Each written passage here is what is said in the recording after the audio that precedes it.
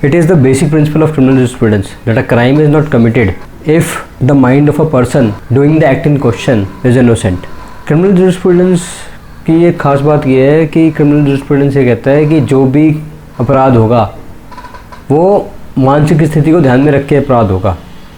अगर उसमें मानसिक स्थिति का इन्वॉल्वमेंट नहीं है, मतलब आदमी अपने मानसिक रूप से उसमें इन्वॉल्व नहीं है, अपने आप को इन्वॉल्व नहीं कर पा रहा, तो वो क्राइम नहीं है। जैसे कि एक पागल अगर खून कर दे या कोई अपराध कर दे, चोरी कर ले, कुछ भी कर ले, पागल आदमी, तो क्या आप उसे क्राइम मानेंगे? नहीं मानेंगे ना, मतलब ही नहीं है क्राइम मानेंगे आप उसको। उस तरीके से एक सड़क पे चलते हुए एक्सीडेंट हो जाए किसी आदमी से, जिसका इरादा एक्सीडेंट करने का नहीं था, सिर्फ अपने घर जाने का था और वो बहुत कॉशियसली अपनी गाड़ी चला रहा था, लेकिन क्या हुआ कि बीच रास्ते में एक बंदा आ गया और अनफॉर्चुनेट दुर्भाग्यवश उसकी मृत्यु हो गई, ही डाइड सडनली। तो ऐसी कंडीशन में क्या आप उसे मर्डर के लिए लायबल ठहराएंगे? नहीं, मतलब ही नहीं है। आप ज़्यादा उसे कल्पेबल होमिसाइड के लिए प्रोसिक्यूट कर सकते हैं। चलिए आइए एक फ़ौजी की बात करते हैं। अगर एक फ़ौजी शूट कर दे तो चलिए अब आगे चलते हैं। क्राइम जो है उसकी क्रिमिनल लॉ की ज़रूरत क्या है? क्रिमिनल लॉ, अगर हम एक मीटिंग करें, अगर हम एक मीटिंग करते हैं, छोटी सी मीटिंग, कोई भी छोटी सी मीटिंग, उस मीटिंग के लिए भी हमें पीस एंड ऑर्डर की आवश्यकता पड़ती है, शांति व्यवस्था बनाए रखने की आवश्यकता पड़ती है, पीस एंड ऑर्डर, शांति व्यवस्था। अब अगर मीटिंग के अंदर एक आदमी दूसरे आदमी को मारने लग जाए या एक आदमी दूसरे आदमी को गाली गलौज करने लग जाए, कुछ भी ऐसा XYZ करे, तो क्या उस मीटिंग की कोई वैल्यू रह जाएगी? नहीं ना।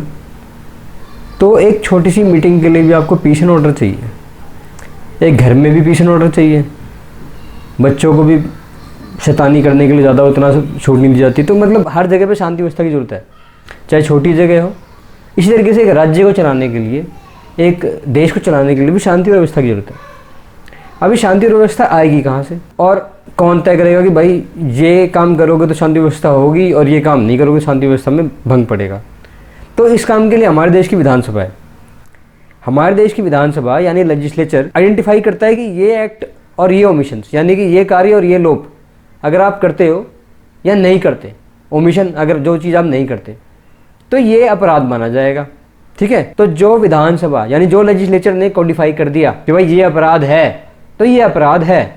ठीक है, so whatever is codified by our legislature is an offence. So legislature intent should be behind there. अगर वो नहीं है तो सब बेकार। अब आते हैं हम कि भाई लॉ हमेशा बनाम स्टेट क्यों कहा जाता है?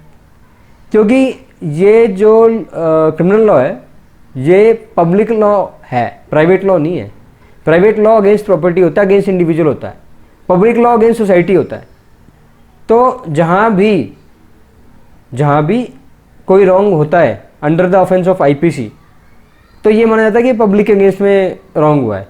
और जब ये पब्लिक अगेंस्ट में रॉन्ग हुआ है तो ऐसी कंडीशन में ये ज़रूरी है कि वो केस स्टेट बनाम हो, क्योंकि it's an offence against society.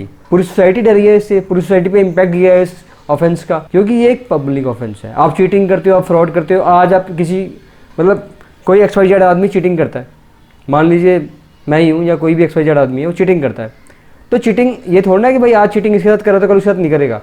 तो चीटिंग एक लार्ज स्केल चीज़ है।